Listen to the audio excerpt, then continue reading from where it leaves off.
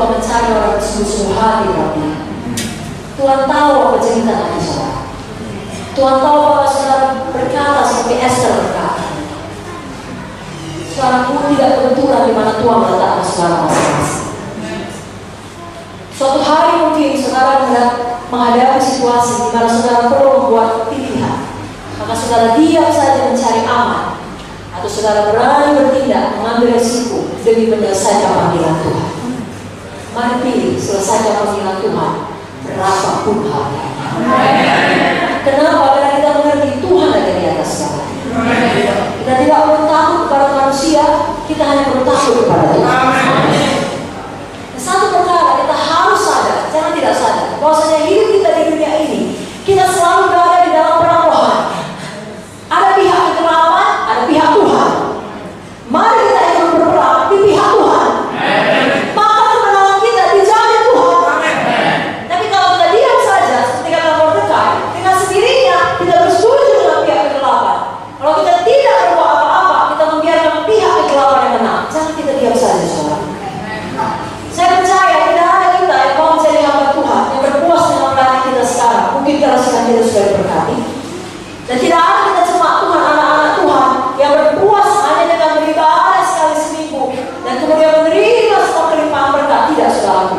Kita mau ikut serta di dalam peperangan rohani, berperang di pihak Tuhan, menyelamatkan jiwa-jiwa memberikan Yesus. Haleluya. Dan mau harta yang kekal di sorga. Deklarasi perang tidak bisa dianggap enteng. Kalau ada satu negara menyatakan deklarasi perang, jangan perang betulan, saudara. Perang dagang pun tidak bisa dianggap enteng. Apalagi kalau perang betulan itu sangat serius, saudara.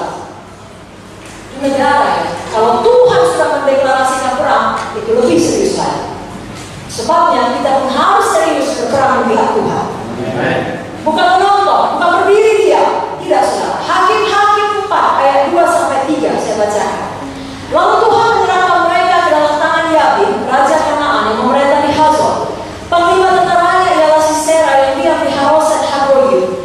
Lalu orang Israel berseru pada Tuhan, sebab Sisera mempunyai 900 kereta besi dan 20 tahun lamanya ia menindas orang Israel dengan keras. Jadi orang Israel ditindas oleh Yabin dan Sisera selama 20 tahun. Lalu orang Israel ini berseru kepada Tuhan. Lalu apakah respon Tuhan? Bisa dikatakan Tuhan mendeklarasikan perang terhadap Yabin dan Sisera. Kita membacanya dalam Hakim-Hakim pasal selanjutnya, dalam nyanyian Deborah, Hakim-Hakim 5 ayat 4. Tuhan, ketika engkau bergerak dari Seir, ketika engkau melangkah maju dari daerah Edom, bergoncanglah bumi, tirislah juga langit, juga awan tiris airnya. Saudara, bumi bergoncang artinya gempa bumi, saudara. Kalau gempa bumi, apalagi kalau sampai 9, 10 skala Richter, itu kaki saudara tidak lebih stabil.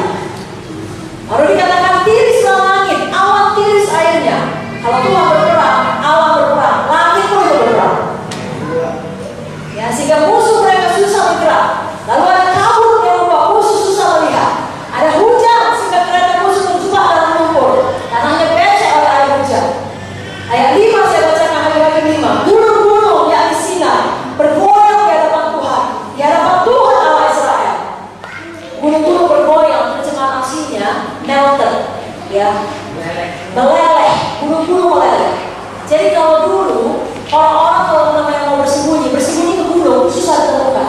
Tapi Tuhan bilang gunung pun meleleh, sehingga musuh-musuh Israel tidak akan berhasil jika mau sembunyi di gunung. Memang tidak ada yang bisa bersembunyi dari Tuhan. Dalam Hakim-Hakim 5 ayat ke-20 dikatakan, dari langit berperang bintang-bintang, dari peredarannya mereka memerangi Sisera. Kalau dulu orang-orang mencari arah, saudara, nggak ada kompas, mereka melihat petunjuk di langit pada waktu malam. Tapi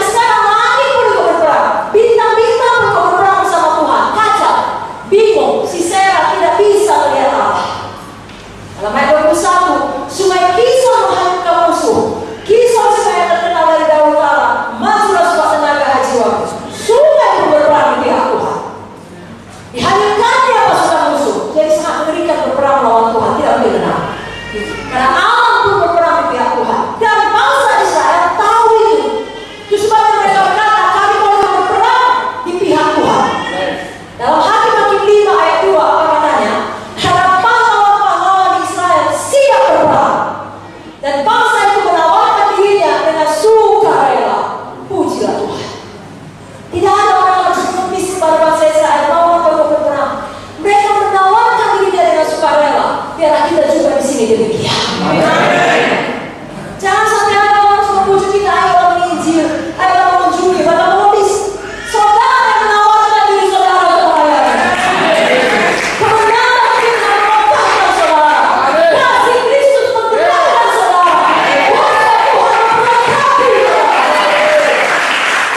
saudara yang suka dalam perang pihak Tuhan, berperang menyelamatkan jiwa, berperang memuridkan jiwa, berperang melawan daging, melawan ikatan, depresi, ketakutan.